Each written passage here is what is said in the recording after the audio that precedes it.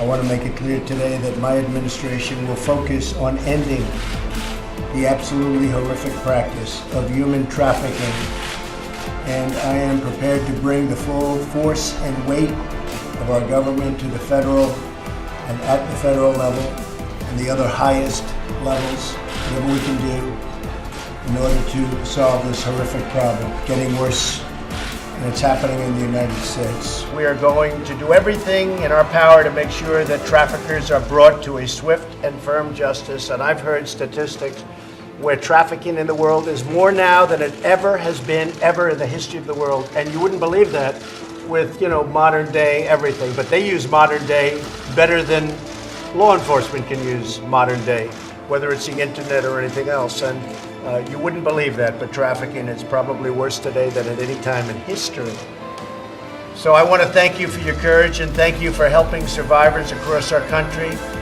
And you are not alone. You are not alone. And this is a very important day. There's a number of the 12,000 children, 2,000 are with the parents and 10,000 came up with some really horrible people in some cases. You have the coyotes, you have the traffickers, the human traffickers.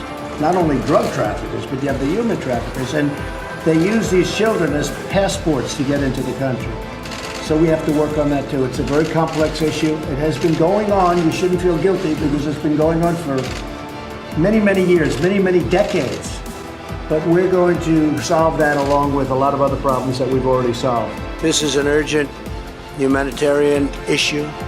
My administration is committed to leveraging every resource we have to confront this threat, to support the victims and survivors, and to hold traffickers accountable for their heinous crimes. Our country will not rest until we have put these vile organizations out of business and rescued every last victim.